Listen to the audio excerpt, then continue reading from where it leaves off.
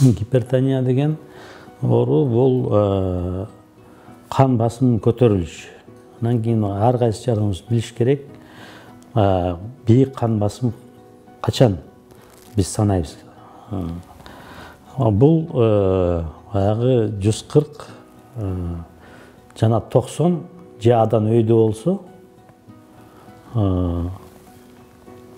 анда бул гипертония бар адамда. Эмне себептен гипертония пайда болот? Биринчиден, ал келип туруп башка адамдын бир органдарынын, башка органдарынын баарын бир себепкер болуп, мисалы бөйрөк оору же без оору болгондо гипертония пайда болушу мүмкүн. Бирок келип туруп баардык жалпы көлөмүн алса, гипертониясы бар адамдардын ал 10% чейин эле түшөт да. 90% болсо биз айтып коебуз гипертония оорусу деп. Ал биринчиден баягы тубаса жакындуулугу бар. Адамдарда пайда болот. Анан кийин жол жоболор туура эмес. Биз айтып коебуз, туура эмес тамактанса, туура эмес өзүн алып жүрсө жана башка. Ошон үчүн бул алдын алуу болуп атканда эки жак немеси бар да, эки жагы бар да. Биринчиден, жыл сайын көрүнгөндө, докторго көрүнгөндө, сөзсүз түрдө доктор көргөндө кан басымды адамдын кан басымын, кичинекей бала болсо деле кан басымын өлчөп коюш керек. Ал келип туруп убагында кан басым бийик болсо, адам өзү деле билбей турганда келип туруп кан басым бийик экени табылганга болот. Анан кийин анын себебин тапканга болот. Бул биринчиси. Экинчиси, азыр көрүп атасыңар, технологиялар өнүгүп, адам өзү деле бир $250 тегерегинде кан басымды өлчөгүч, электрондук кан басым өлчөгүч сатып алса болот. Айрда эми фонендоскоп, анан кийин кулагы туура эмес дегендер болбойт. Аны келип турганда ошого карап туруп эле кан басым адам өзү деле өлчөп турса болот. Анан кийин бийик болуп калса, анда докторго, дарыгерге кайрылыш керек да. Экинчиден, бирок элибиз били керек, баягы келип кан басымды өлчөгөн электрондук тонометрлер бармактан көрүп атат, анан кийин келип туруп билектен көрүп атат. Ал туура эмес. Колго бармакка эмес, билектен эле ченеген эмес, именно колдун өйдө жагынан ченей турган аппараттар туура деп эсептелет да.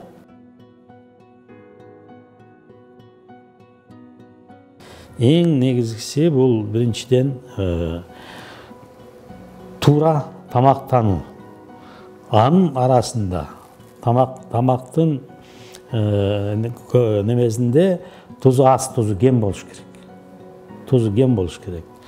Изилдөөлөр көрсөтүп атат, эгер тузу кем тамакка адам көнсө, гипертония оорусулардын ар кайсы 3-4-нүкү дарысы эле түшүп калат. Илимпостор, Япониянын илимпостору тузду азайтып 7 грамм, 6 грамм суткада норма ар кимиси. Ошентип столго да туз бербейт. Тамак ашка туз салышты, туура салыш керек. Куюп, ар бир үй бүлөгө куюп атканда ошону тусташ керек. Биз болсо былчылдатып этти да тустайбыз, өсүнчө тамак тустайбыз, анан дагы столго койгон болбойт. Алар болсо көп жылдан бери, акыркы 15-20 жылдан бери жүрөк ооруларды азайтышты, тузду аз жедирип. Эми ошо илимпостор айтканга карата биз дагы Американ Всемирная организация здравоохранения да, бүткүл дүйнө уюму здравоохранениядан биздин норманы да азайтып койгон.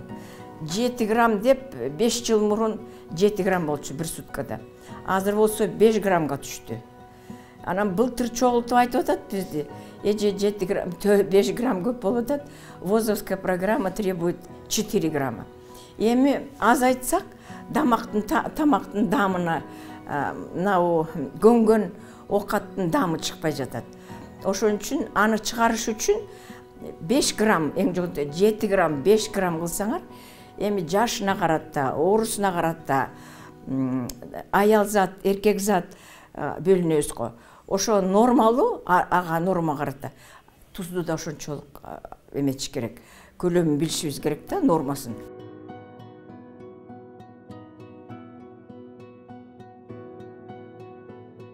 Tuzdu көп жегенде айрда натрий деген неме барды. Ал келип туруп, аны ичкенде сиңип туруп организм немеге, денеге сиңип туруп, анан кийин калып калганда ал каяка кирсе деле аркасынан сууду алып келет да.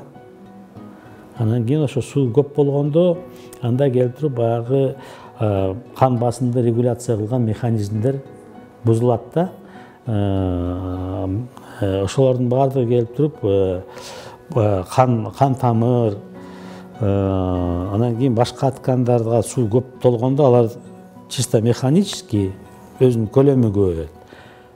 Ошондо азаят да баягы ортосундагы кан тамырдын немеси азайып, ичи неметип туруп, көлөм ички көлөмү азайып туруп, кан азыраак болот. Неме ошондой эле организм керектүү канды өткөрүш үчүн жүрөк катуу иштей баштайт. Анан кийин келип туруп ал жүрөккө нагрузка болот. Жүрөк акырындан келип туруп анан кийин начарлайт көп иштегенден кийин.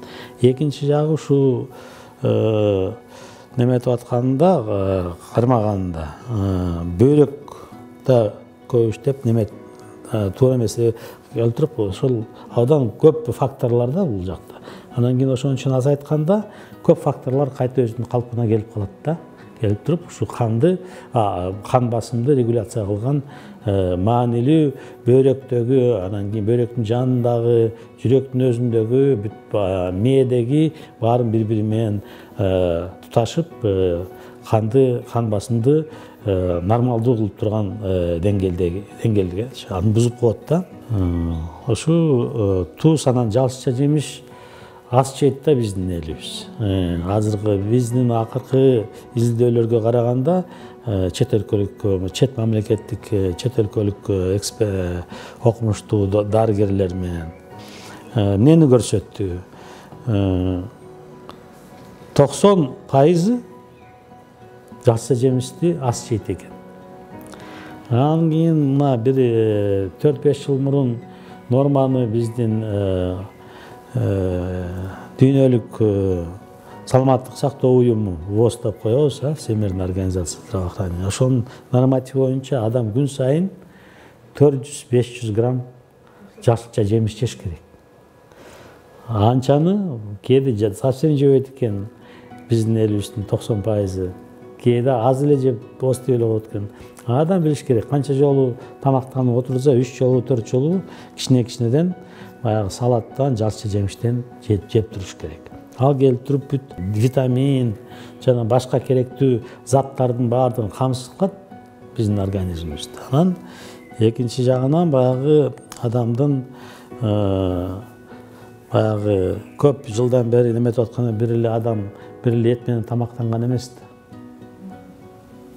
Жалшыча жемиш менен тапканын эле жей берген да. Ошондуктан өзүнчө микрофлора бар. Ошол флораны нормалдаштырат да, ашказа неме, иче карындагы. Азыркы изилдөөлөр эмне көрсөтүп атат? Кээде абдан толуп кеткен кишилерди келип эч арыктай албай жатканда, аларга келип туруп, баягы ошол микробиота деп коет, арык кишилердин иче карындагы микрофлораны алып туруп аларга эксперименттерди коюп койсо, алар жакшы арыктап аткан.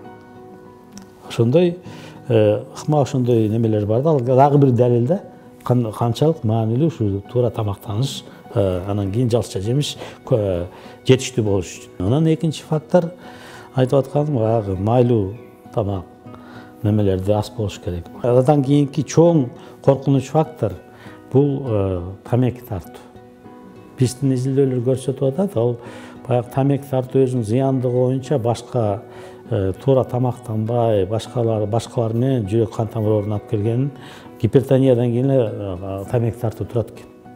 Ошон үчүн баягы көрүп атасыңар, канча жерден деле угуп айтышып атат, тамеки тартканды азайтышыбыз керек. жокко чыгарышыбыз керек. Бул чоң проблема Кыргызстан үчүн. Эркектердин 18 жаштан өйдө. Экинчи 50% тамеки тартат. Аялдардын саны 10-15%да ашып кетти. Көбөйүп атат да. Ошондуктан бул менен адан өзүнчө көз карашылат керек. Анан кийин гипертония оорусу пайда болбош үчүн адам көбүрөөк кыймылдаш керек. Физикалык кыймылдоо керек. Эми минимум эң азы күн сайын адам 40 мүнөттөн аз кем эмес кыймылдаш керек да. Физикалык машыгуу жасаш керек. Анан кийин баягы каерде жүрсө да адам, каерде иштесе да айрыкча отуруп иштесе, бир жакка чыгып атканда кыймылдаганга аракет кылыш керек. Эгер мисалы жумуш менен 5-6 этажга барып атканда лифт менен көтөрүлбөй, жөө көтөрүлүш керек. Ал акырындан ушу келип, керектүү кыймылдаганын эметет. Ал абдан жакшы эффектти берет да. Мен мисалы айтып кетейин, өзүм практикамда 10 чактыдай 35 жыл иштеп атам, 10 чакты пациент бар, келип кыймылдап, ашыкча салмагын түшүрүп, дары менен баштаган, дарысыз эле кан басым нормалдуу болуп калган да. Ашыкча салмакты нормага келтирсе, көп оорулардын, гипертония оорусу көбүлөрдө дарысыз да түшүп калат да. Анан кийин адам канча салмак болуш керек? Эми идеалды айтпай эле мен болжолдоп айтайын, ошого деле ашыкча салмактуулардын бардыгын эметсе, баягы боюнан 1 метрди алып салат. Ошол канча сантиметр калса, ошончо килограмм болсо, ошол эң үстүңкү адан ашпаш керек да. 1,60 болсо 60 болуш керек. Эң үстүңкү деңгээли. Адан ылдый болсо, адан да жакшы, бирок адан ашпаш керек да. Чеги да, норманын чеги деп койсо болот да. Анан кийин адам дагы адан тышкары белдин көлөмүн өлчөш керек да. Ар кайсы. Азыр биз да көбүн үйрөтө албай жатабыз докторлордун. Ал келгенде эле кан басым өлчөшөн тышкары, анан кийин анын салмагын көрүш керек. Анан кийин келип туруп белдин көлөмүн көрүш керек. Ченеп, канча сантиметр болуш керек. Бул жерде эркектер үчүн нормасы 92 сантиметр. Аялдардыкы 84 сантиметр. Анан кийин баягы ортосу бар, орто чен келтирип, нейтральныйчы. Баягы светофордо бар го, желтый цвет, внимание деген. Өзүнө өзү караш керек да. Эми 102 сантиметрге чейин болсо, ой, сен коркунуч жакка баратасың деп билдирүү да бул. Сен сөзсүз түрдө гипертония болот, сөзсүз түрдө муну менен жүрө берсең акырындан инфарктка апарат. Кызыл 102ден ашып кетсең да болду. Сен красный зонада. Сөзсүз түрдө адам өзүнүн курзагынын ичинин көлөмүн азайтыш керек. Мынакей ушул 3 параметрди адам сөзсүз түрдө өзүнүн кан басымын, өзүнүн салмагын, өзүнүн белдин көлөмүн сантиметр боюнча, анан кийин холестеринди, анан кийин кандагы. Буну билиш керек. Анан кийин адам 35 жаштан ашкандан кийин ага чейин баары нормал бир жолу неме болсо, ал жыл сайын көрүнүп туруш керек. Дарыгерге. Жыл сайын көрүш.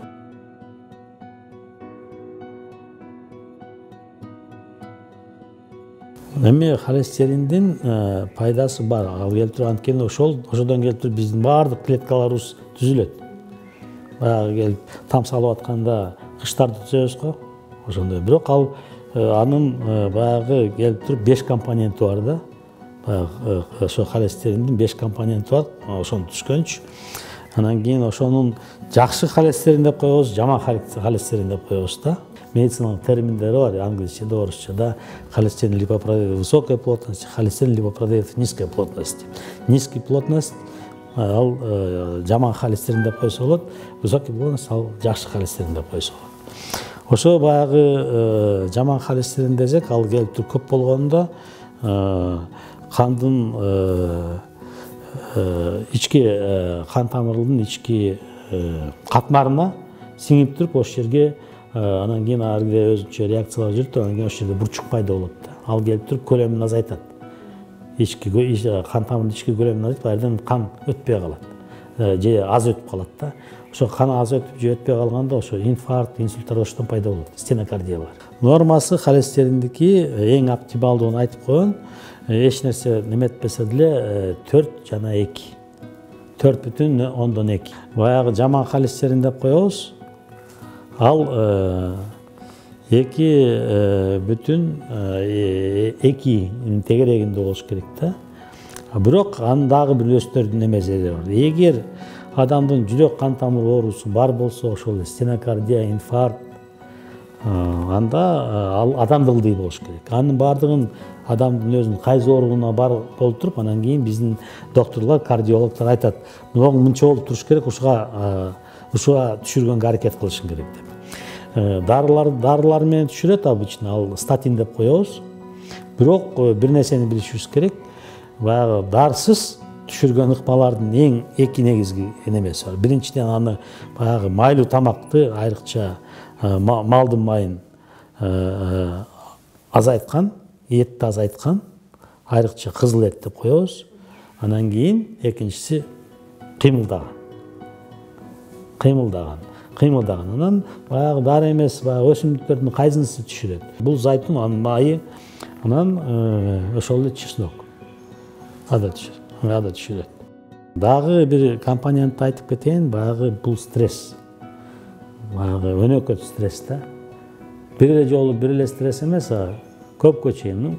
Мисалы айтып койгон, келип көпкө чейин айлык аз болуп, анан кийин ушу кантип эле акча табам, үй бүлөм багамды көпкө чейин созгон, ал да келип туруп, баягы жүрөк кан тамыр, кан басымы бийик болгонго, анан кийин ошо бийик болуп гипертония оорусуна, башка инсульт, инфарктка алып келиши ыктымал да.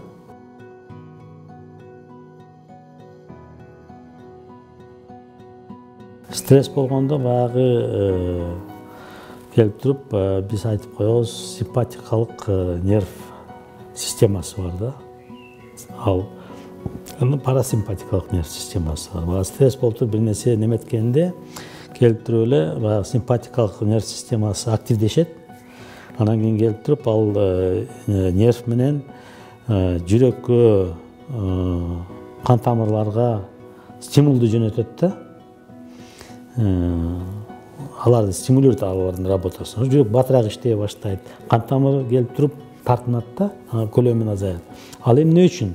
Бул эволюция боюнча бизге келген организмдин реакциясы, стресс. Мисалы, биз азыркыдай боло элебиз деп, баягы көбүрөөк жапайы жакка жакын болуп турганда, келатканда эле алдынан жолборс же неме чыга калса эмне кылыш керек?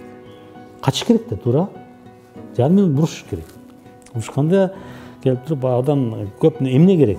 Баягы кан тамырлар, булчундар катуураак иштеш керек.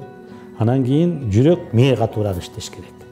Катуураак иштегенде эмне, аларга энергия керек, кан керек, питание керек. Ошол келип туруп, ошону неметкенде керек эмес жерден баардыгын келип туруп, канды ошол жака айдаганга келип туруп, ички жагы башка жерлерден келип туруп, баардыгын тияка айдайт да. Ошондо келип туруп неметкенде, келип туруп адам жеткизбей качып кетет.